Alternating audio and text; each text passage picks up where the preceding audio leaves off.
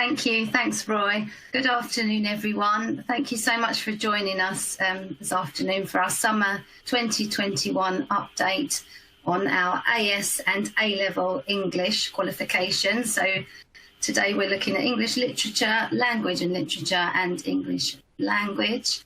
My name is Liz Slade and I'm the Senior Qualification Manager for English at Pearson. And joining me today, I have Claire Haviland, our Subject Advisor, and Sam Prince, our Product Developer. And Claire and Sam will be taking your questions. So as Roy mentioned at the start, could you please type your Q&A, your questions into the Q&A box? And what we're planning on doing is we'll group them together. And at the end, we'll have plenty of time then for us to actually look in detail at your questions. And Claire will come on as well, and we'll go through the questions. So we want you to go away feeling that you've asked everything that you wanted to, and that you feel confident with what you're doing with making your teacher assessed grades this summer. I'll keep an eye on the group chat. Oh, there's Sam already typing in. So please feel free to have a chit chat in there as we're going through the slides. You can talk to each other, but questions, please do put them into the Q&A. So the purpose of the session today is to provide you with an update. So I will be giving you a lot of information and dates and guidance. Some of it you may already know, but this is just kind of a summary for you. We'll go through everything. There are a lot of links on the slides, and Sam has kindly offered to send the slides to you afterwards. So everything I'm showing you, you will get your own copy, and you will be able to click on to the links to take you to the information that you need. So Sam will send that out to you, which is great. So there is a lot of information. Just to warn you, this might not be the most exciting session, so make sure you're topped up with all your coffee. And again, please feel free to ask us anything that you would like to. So the agenda for this session is to go through, we're going to look at key dates and deadlines. We're going to look at our support, and that's in relation to UK qualifications. We're just going to be talking about AS and A-level today. This is not going to touch on international qualifications.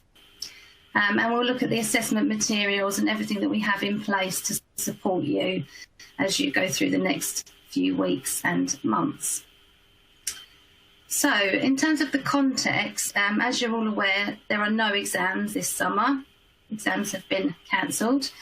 Students will instead receive grades awarded and determined by teachers.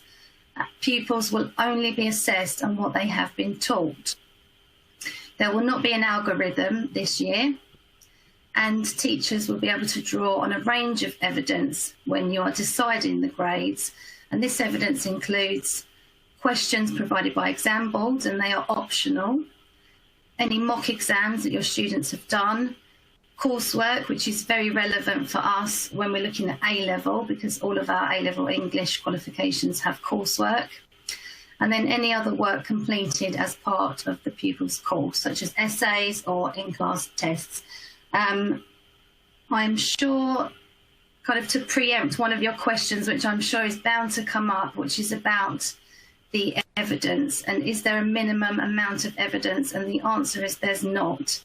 There's no minimum or maximum evidence, but there is just, we've been given this range that you can draw on when you are deciding on your students' grades. So exam boards have provided guidance for teachers on their websites, and the deadline for submitting your grades to exam boards is the 18th of June.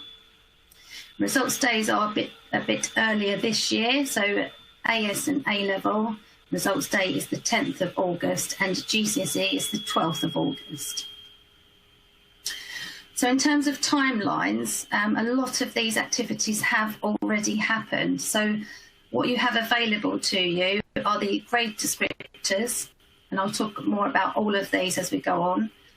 You have additional assessment materials which we've published. Those went out on the 31st of March on our website, and they include sets of questions, mark schemes, mapping grids.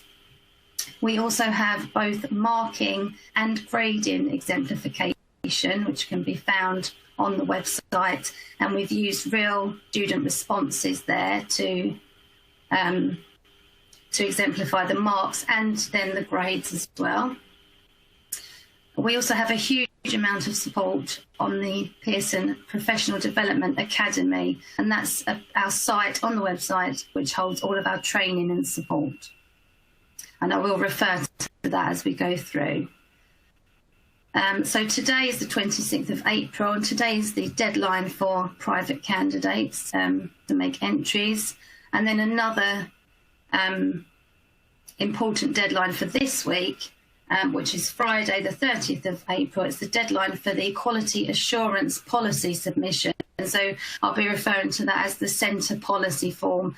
There's one per centre, and that needs to be submitted by this Friday, and that's your head of centre that will be responsible for sending that in.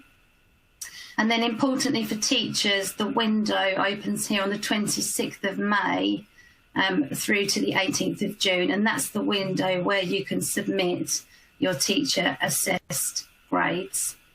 Can I just add, sorry, in the chat, if you've got any technical issues, do you mind putting them into the Q&A, and then Roy can help you? Okay, so, and also Freya is asking, could we share the exemplification this year's criteria? Yeah, we'll come on to that, Freya, so I'll show you where to find the exemplification and the grade descriptors. And as I said before, when you get the slides, you'll be able to use these links and they will take you straight there as well. Okay, and then results day on the 10th of August this year. Okay. So JQC Guidance. JQC have issued, this is the most important document for you, which is the Guidance on Determining Grades. And this is what you need to follow as you arrive at grades for learners this summer. Also on the JQC website, they have provided an editable centre policy, so that makes life a bit easier for those who want to use that. There's an assessment record sheet, which is optional, but you may wish to use it if that helps you. And there's also a head of department checklist, and again, that is optional for you. Also, we have grade descriptors. We have a top 10 important things to note that we have created at Pearson, which is an interactive PDF with links. And I'm going to ask Sam or Claire to post the link right now in the chat if they get a chance. It's just a really nice summary of this top 10, and you can just click on the links and it will tell you exactly what you need to know. So then the following slides are going to go into a bit more detail about determining grades. So we have a quality assurance process which covers internal and external quality assurance, and that is happening in 3 stages. So at the moment, what's happening now is stage 1, and that is centres are completing the centre policy form, which is submitted and reviewed by awarding bodies. If there are any queries about that form, we will set up a remote centre visit with you. So if we need to clarify anything, or if a centre needs more support and guidance, there will be a remote centre visit. And then stage 3 is about the sampling. So after you've submitted your grades, when we're through into July, there will be sampling of the evidence you've used. And Ofqual have recently released a blog about this just towards the end of last week, about the kind of sampling, and that it would be 5 students. It won't be every subject in every school, it will be random. But the advice here to you as teachers is just to keep your evidence secure, keep it safe within your centre, so that if you are asked for a sample of 5 students' work or evidence, you can send that in.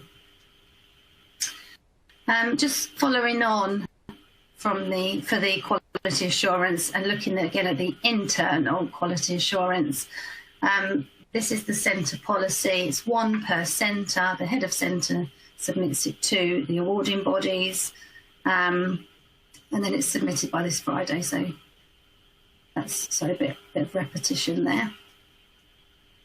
So I'm sure this is the bit you're all going to be kind of thinking about. So guidance on grading. Students need to have the opportunity to show the full breadth of their knowledge and understanding in each subject based on what they have been taught. And it is important that the grades represent a holistic, objective judgment based on the evidence of each student's performance in that subject. Evidence should be used consistently across the class or cohort wherever possible. Now, we completely understand that this might not always be the case, that there will be exceptions. Students will have been in different situations and some may have missed more than others. So we totally understand that. This is just saying that as far as possible, you should use a consistent evidence across your cohort. The evidence can be of different types and can come from across the course of study. And then there's also a note here just to make sure that teachers have seen the subject-specific support on our website and have accessed the Pearson PD Academy, because there are lots of training resources on there. Now, the example at the bottom here is of an overview document. And I really, if you haven't seen those, I really would urge you to have a look at those. So English qualification page. So the page where you get the specification, etc. There's a tab there, which is Summer 2021 Support. And I think almost the first document within that tab will be an overview document, which looks exactly like this. And it has in one place everything that you will need, including where to find the exemplification. So as Freya was asking, this could be the form. It'll be really useful for you. It will take you to the grade descriptors, the marking exemplification, the grading exemplification, past questions, mark schemes, everything. It's all in this one place. So that is really, really handy for you to use that. And thank you for sharing the link there in the chat. There you go. So the grade exemplification has been shared there in the chat for you. And again, we will send you this presentation afterwards. So in terms of arriving at a grade, there are 5 steps here that we are asking of you. So number 1 is consider what has been taught or what has not been taught due to the pandemic. So students, we know, can only be assessed and the evidence can only be based on what they have covered. The second point is to collect the evidence. So the evidence may be responses to Pearson produced materials or to past exam questions, mock exams. There could be coursework, NEA, that's either completed or partially completed. That would make part of your evidence. It could be responses to centre tasks, centre devised tasks, and also the records from a student's performance over the course of study can also be taken into account there. So there's a massive range of evidence there that you can draw on. Then number 3 is about evaluating the quality of the evidence. So what this means is looking at the coverage of the assessment objectives, the coverage of the content, the authenticity of the students' work. So is it something that they did on their own? Was it a group work or something that they had support with in class? And also the level of control. So was it a mock exam under exam conditions, in which case that's a really high level of control? Was it something that they redrafted, something they did at home, which is a lower level of control? So it's about that evidence and then just evaluating the quality of that evidence. And then fourthly, it's about establishing whether the proposed range of evidence is suitable for all students, which, as far as possible, we hope that it is, but there are bound to be exceptions to that. So it's just about establishing what you can use and whether it's appropriate for all of your students. And then when assigning the grade, what we've been advised is that you need to take a holistic approach towards the grade. So bearing in mind all of the above, the evidence, of the performance, the quality of the work, and also looking at that in relation to the assessment materials, so the grade descriptors that are published and the exemplification of the grades as well, in order to then arrive at the grade for your students. Again, here's another reminder of the window that you can submit your grades. And as I've mentioned, we have published grading exemplification, which is on our website on the English pages there for you. So grade descriptors. Oh, someone's ahead of me in the chat here, because thank you, Claire. We've got the grade descriptors here that Claire's given you the link for, and again, you'll get that when we send you the slides. So for A-level, we have already grade descriptors for grades A, C and E, and those grade descriptors give a description of the midpoint of those grades. So the grade A descriptor describes a middle of grade A candidate. What has also been included are the characteristics of a performance at the grade A and grade B borderline. So, right, Claire's just sending a note. Claire's posted the JCQ grade descriptors, and Claire is saying that they have B and D too. So I didn't realise that. Thank you, Claire. So for English, we have B and D. So we've got the full range. I know that in our exemplification as well, we have the full range, A to E. We've got examples of every single grade. Okay.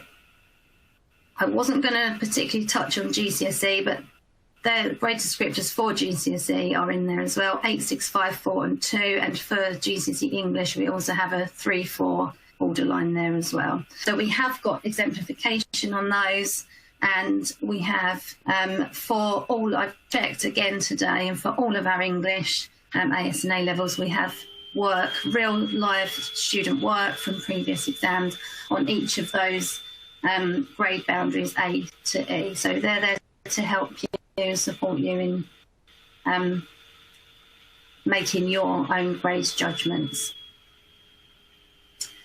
Okay, so use of data, and this slide is quite dense, but it's basically about the tracking data that you use and tracking systems that can provide target grades and predicted grades based on the information that you put in them on the student's performance. This summer, a grade based on a predicted trajectory or a target grade is not permitted. So this summer is a different approach to last year. The judgments should not be driven by this data this year. They should be based on the evidence and the quality of the work. So not on this trajectory, it should be based on the evidence that you are using for your students.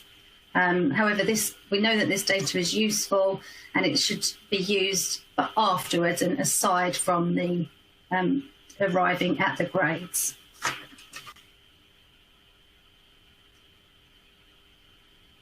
So moving on now to the additional assessment materials.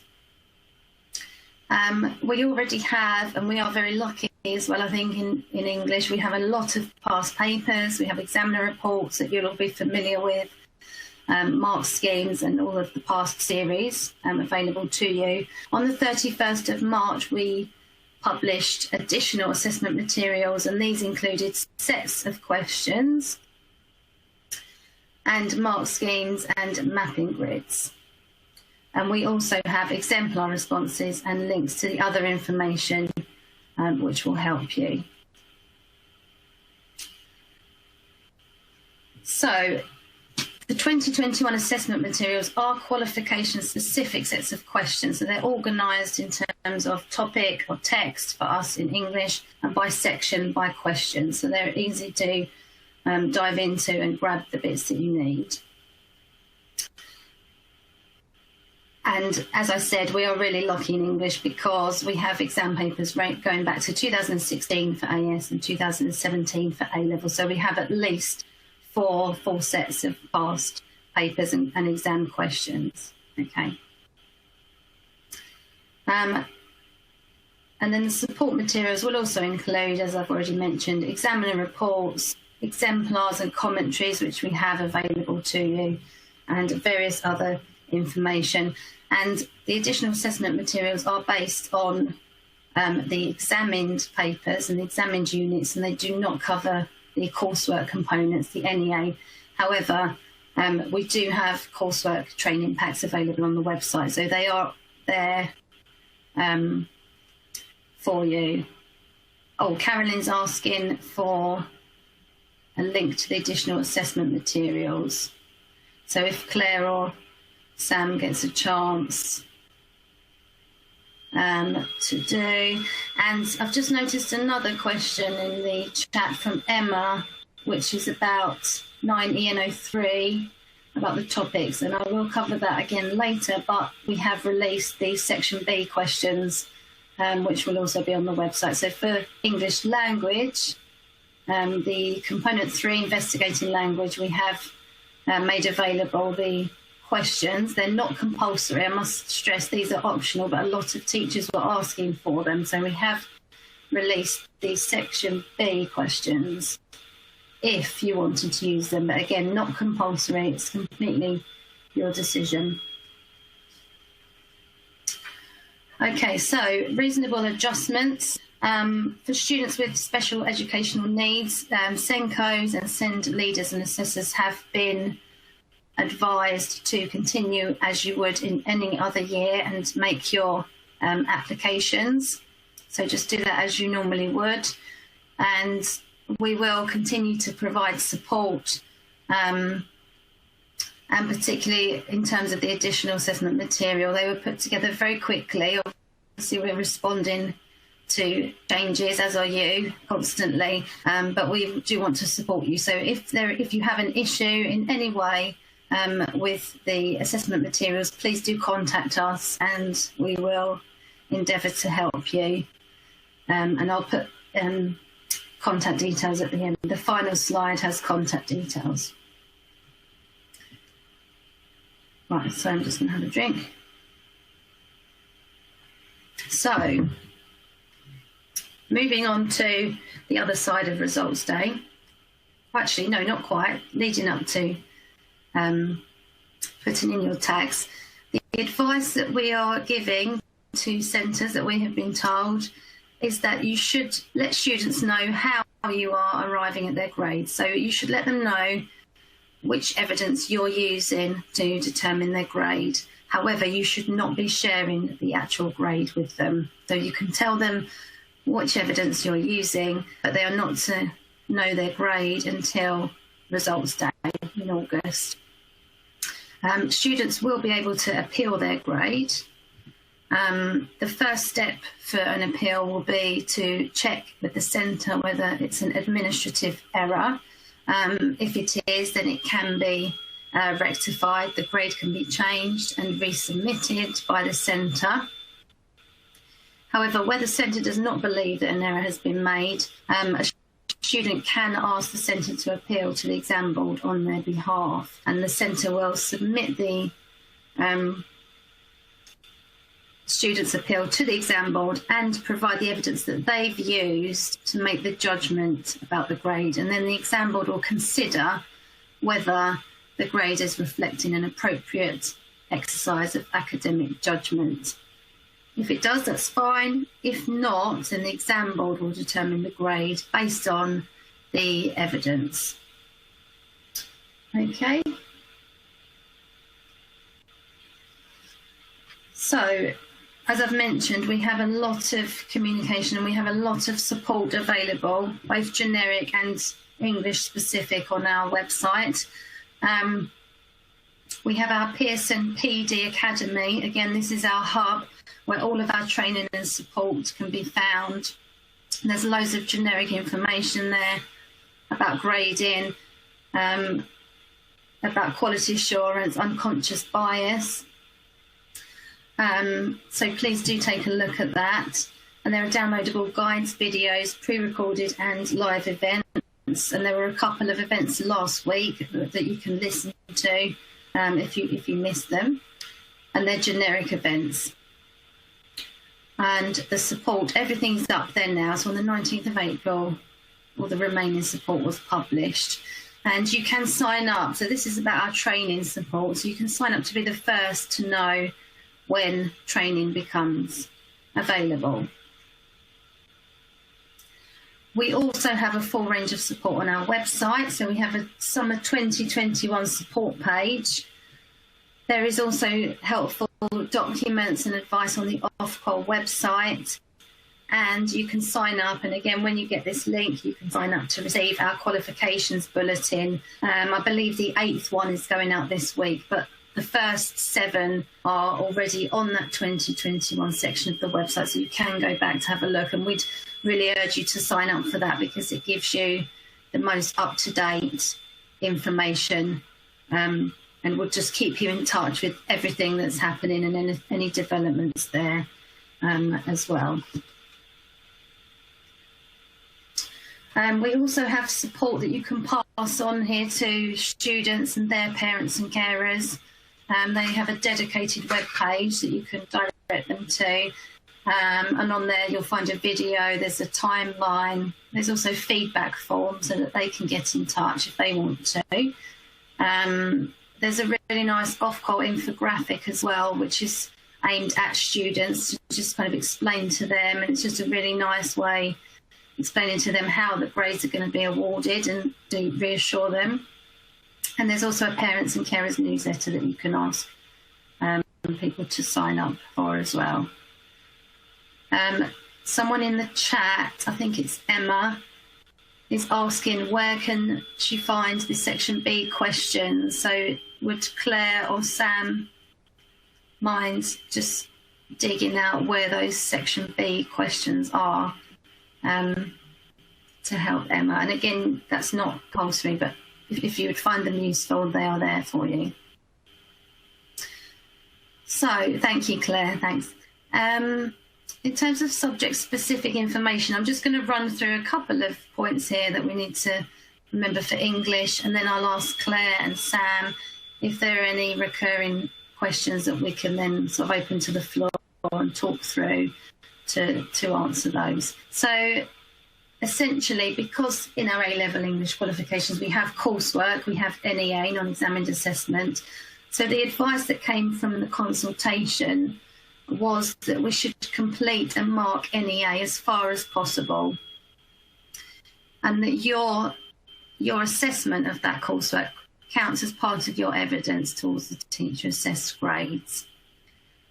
Equally, if learners have been disadvantaged, if they couldn't complete their NEA, they should not be penalised, so they can still be awarded the grade, but it will be based on the evidence that you have for them.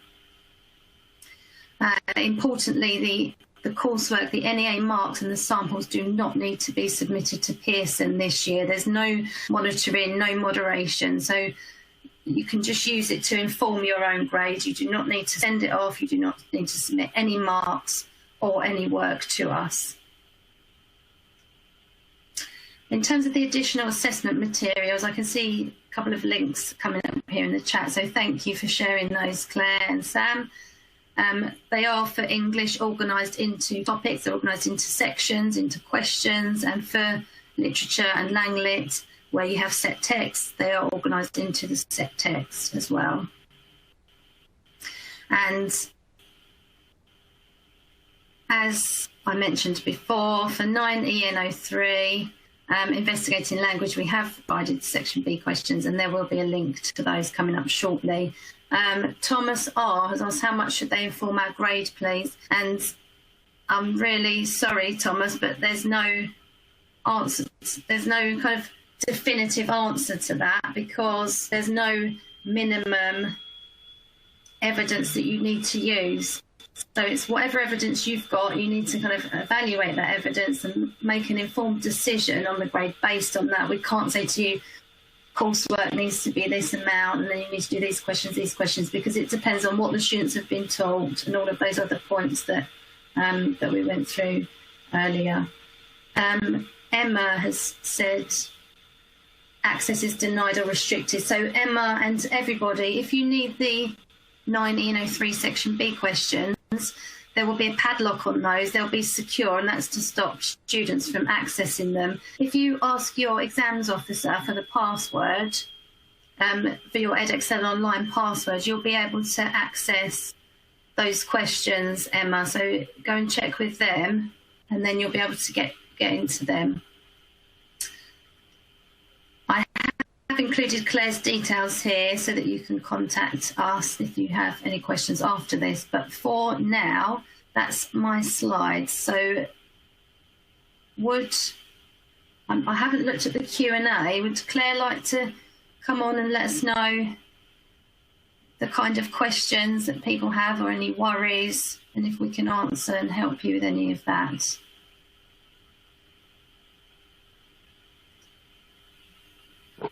Hello. Oh, there's lots of questions. Hello, Claire. Yes, thank you. Hi, Claire. Sorry, I had to remember how to get back on screen. Yes, I would say that there have been lots of questions, but there haven't been a massive number of the most frequently occurring ones have been questions about NEA coursework. So a few people have asked about what happens if some students have completed it and some haven't. What happens, one person asked about scaling up the marks. So if the coursework is incomplete, should the marks be scaled up? And I guess, I've answered most of those so far individually, but the general principle, as you're gathering, rather unhelpfully, I suppose, from your point of view, is that you do need to make these decisions yourself. So each centre is in a different place and has had a different set of circumstances. And it's up to you to make a decision on what evidence to use for the cohort. But obviously the underlying principle is that the same evidence should be used for all students. So if most of your students have done the coursework and they've done it more or less as you would expect, then it would seem logical that you would include that in your evidence. And the centre policy has got a section on disruption and lost learning. And you also have the assessment evidence sheet, which is a more sort of departmental level document where you tick to say, I've covered these AOs, and you would explain what you've done, what you've covered and what you haven't covered in your evidence. So the underlying principle for coursework is if everyone's done it and you've got it for everyone, then you could use it. If one or two students haven't got it, then you would make a separate decision about those ones. And you'd explain that on your centre policy and on your assessment evidence form.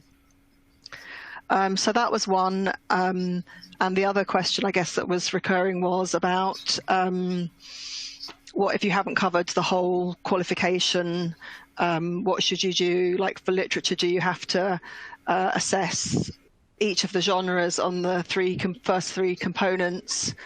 And that's really the same answer. It depends on what you've taught and what you think is reasonable evidence for the experience that your students have had. If I'm staying on mic, I guess what we could do now is say, could you stop putting your questions into the Q&A and put them into the group chat so that we could see them, if that's all right with you, Liz? And then if there are any more questions now, we could answer them in the group chat. So I think that those were the main I've just spotted questions. a couple, Claire. Yeah. I've just spotted a couple that have just been coming into the Q&A. Sorry, then I'll switch back onto the chat. Okay. And a few people are kind of asking about how to weigh up the different pieces of evidence. So what if the NEA was much stronger than other evidence, how we accounted for differences, etc. And I guess the answer to that will be that in terms of kind of having this holistic approach, it's that you need to think what is the evidence and what is the level of control as well. So how have they produced the NEA? Have they redrafted it? It's just you want to do the best for the students, but it's taking that holistic approach, and basically you are trusted with evaluating your evidence and deciding on that grade on balance, looking across the evidence that you have. So not just looking at that one NEA, looking at what's available to you. Does that make sense? Yeah, and I guess also weighing it up with your experience. So the fact, for example, that performance on NEA may often be particularly good because of the fact that students have a much longer time to produce it. But only you will know for your students, is the NEA kind of typical for what you'd expect, or does it seem to be quite different this year because you've had less face-to-face contact with students about it, for example? So a few ones coming in the group chat now. So let's just see if these are answered. Sorry, I'm trying to see where we're up to now. I'll go from the end, maybe.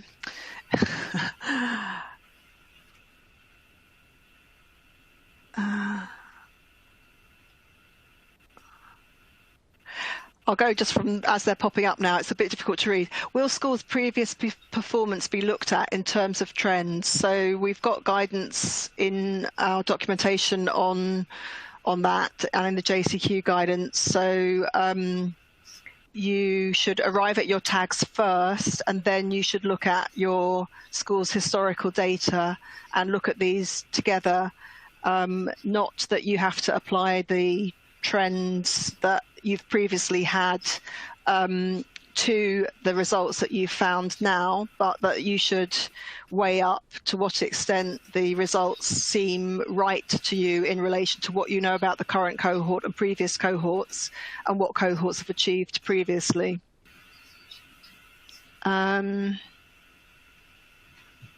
There's one here about the grade descriptors. So should we ignore the marks and grades given historically and look at the work available again using the grade descriptors?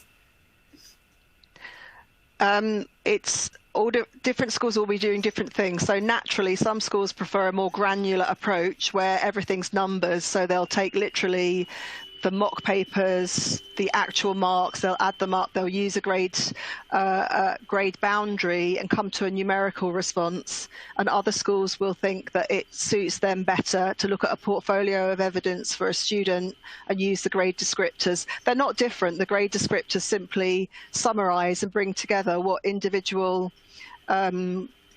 grade mark scheme descriptors would say. So it's not really one or the other. It will be what your centre has decided on as an approach and what you think will help you to arrive at the fairest result. I'm just also going to put a link to the Ofqual blog because that's quite recent, and there was a question in there about what would be required in terms of the sampling. So I'm just going to send you the link to the Ofqual blog there in the chat so that people can have a look at that.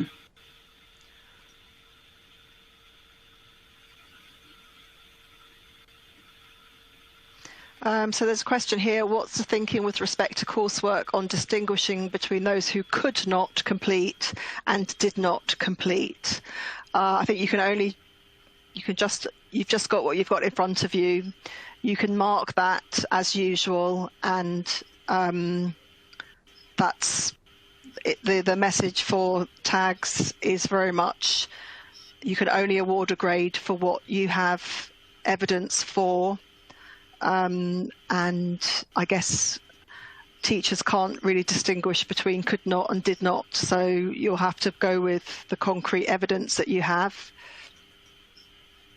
Someone says, what exactly are you expected to submit for the sample? What level of annotation and proof of moderation is expected? So the details of how physically you will submit a sample to us are still being established. However, there are two elements. There's our sampling, but there will also be the appeals procedure. So the level of marking and annotation, and it should be such that you can explain to a parent and child who are appealing their grade, for example, what the evidence for the tag was, and then also to explain to us how you arrived at your tags. So that should really be your guidance on the level of detail.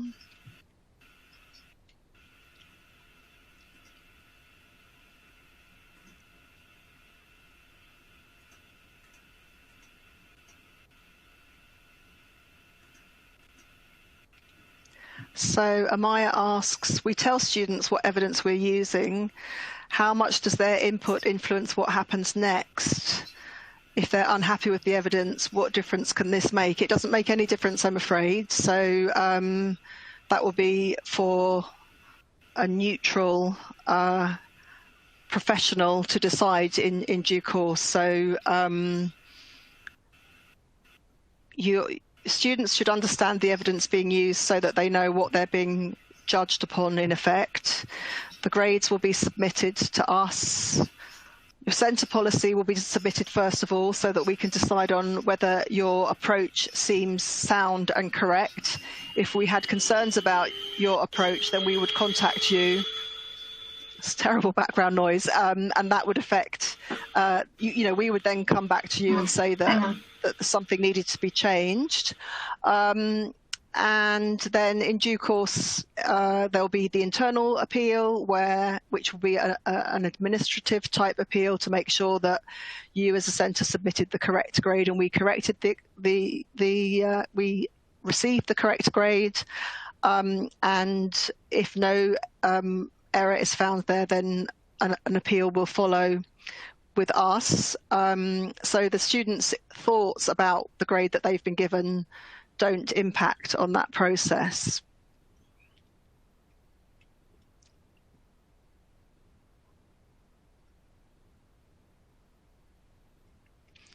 MSc asks, how are you ensuring consistency across centres if there is no minimum requirement to control for evidence? Technically, you could produce 10 A-star folders. I presume you mean for NEA. So you're required in your centre policy to explain your approach, and then also it's also recommended that you look at your historical performance. So looking back at your own data, would those 10 A stars be typical of your school's performance, for example? So the quality assurance process is happening through your own centre policy, where you tell us exactly how that you're arriving at grades, through our sampling of the centre policies and contacting of centres where we have any concerns about the policy, and then through our sampling process after the grades have been received.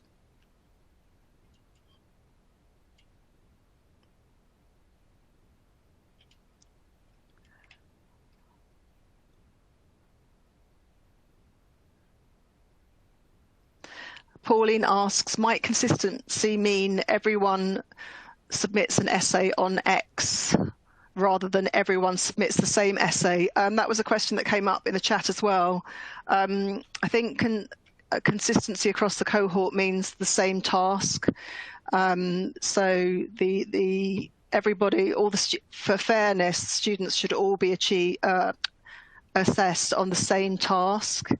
The evidence used for a tag should be the same for every student, except for exceptions such as a student who's been sick for a significant amount of time, for example, and who wasn't able to commit to do certain pieces of work. And then you would explain that in your centre policy, where there's a section for disruption and lost learning, or in your assessment evidence sheet, where you would explain any exceptions to the normal range of evidence that is the basis of the grade awarded.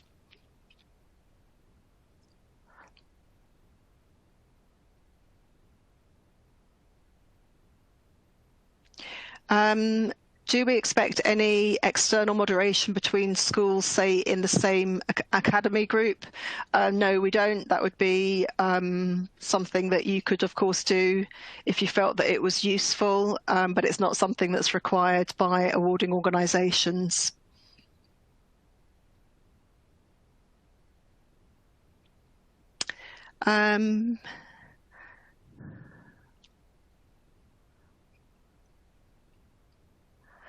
So someone just asked for the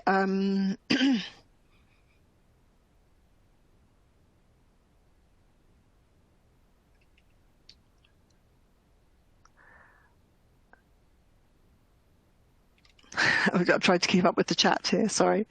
Oh, just let me, do you know what? I've just realised I can probably stretch my box to read more at one time, can I? I can. Oh, sorry, I didn't realise that.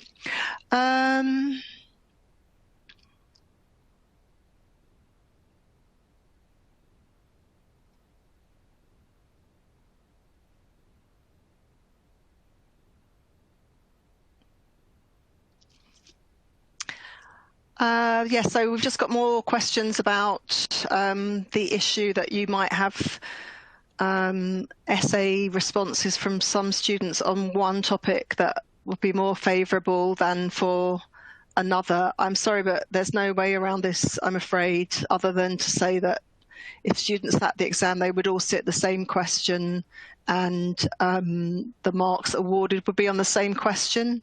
So I think that that's the basis of the principle of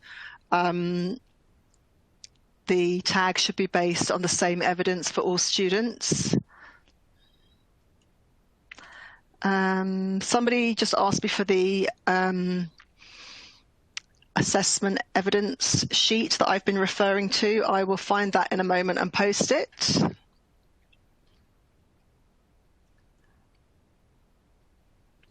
What grade boundaries are we using for additional assessment materials? We'd recommend using the June 2019 grade boundaries, as that's the last normally awarded series.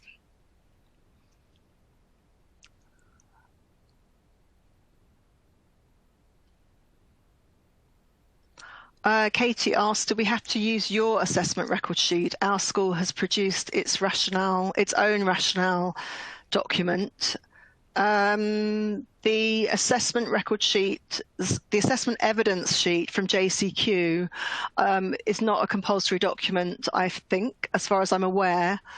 So if you wanted to use a different sheet to explain your approach to tags, I think that would be fine.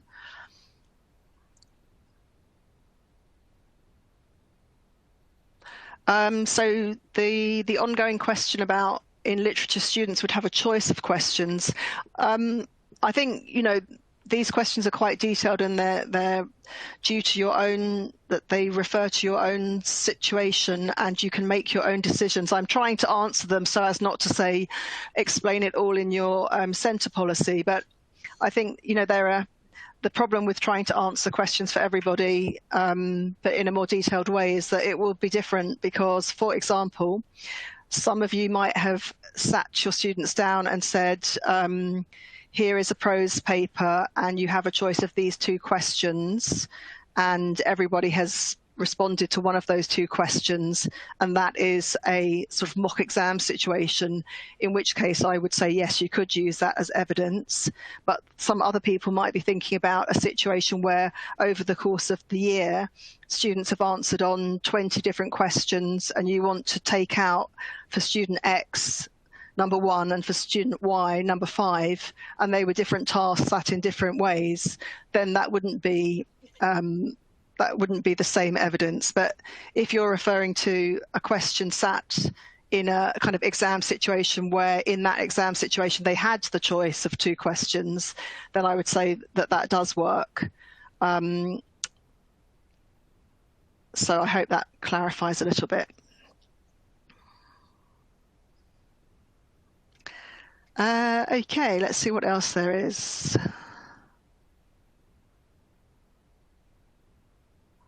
So the centre policy deadline for this Friday is for everybody, international and UK centres.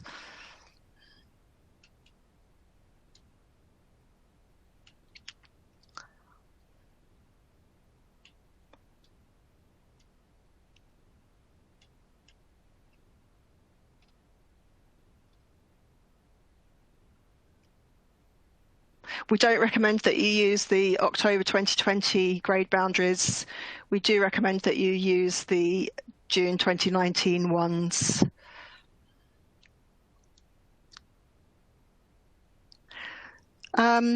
So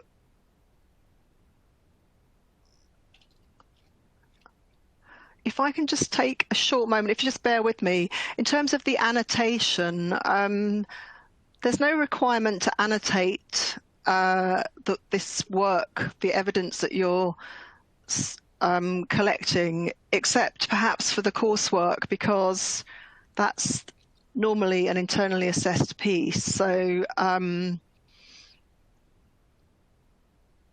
again, the whole purpose of any annotation is only to make it transparent how you arrived at the grade or the mark.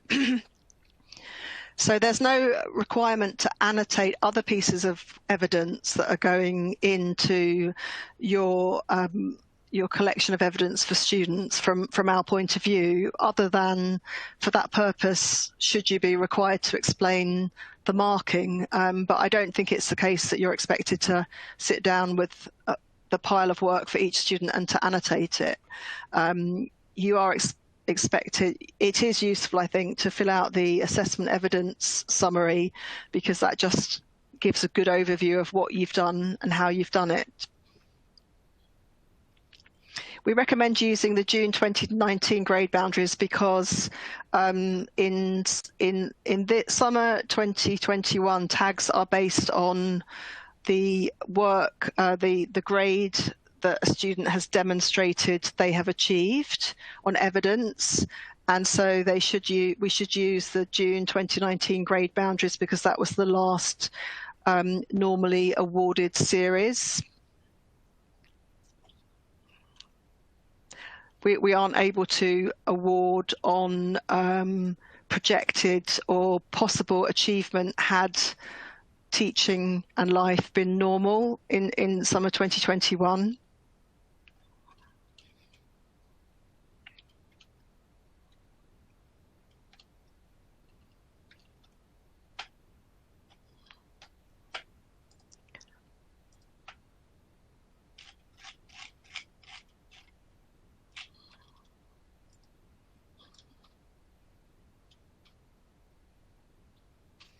Just trying to get the template for you because I've referred to it a few times now. Right, there we go. Sorry, I don't know if it's in the chat already, but the optional template for each subject cohort from JCQ, I've just put that in the chat.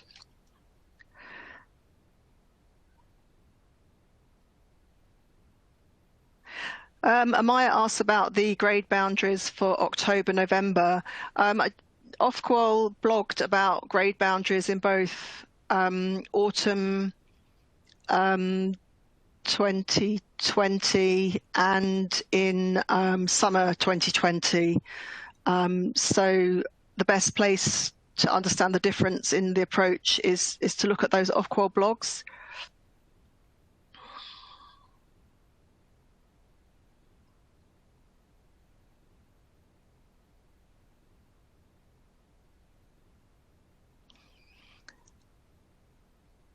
I'm afraid I don't have the answer to the question of how sampling will take place if schools are closed at the time that it is due to, at the time that it occurs, at the time we contact you, because the physical process around sampling is still being decided on. But the advice to all schools is to retain all of the evidence that you've used to arrive at tags so that it's accessible, and I guess we will cross the hurdle of a school potentially being closed when it's called for later on. I don't have the answer to that yet, but obviously as soon as we do, we will share it with you.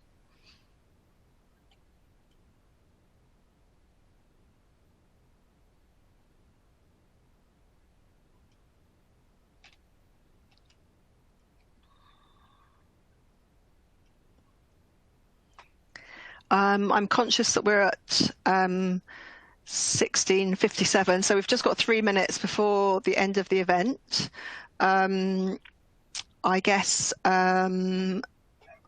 just as a reminder, you can contact me at teachingenglish@pearson.com. So if there are any questions that remain open at the end of the session, then you can contact me at that email address or at the link that I'm just getting for you now.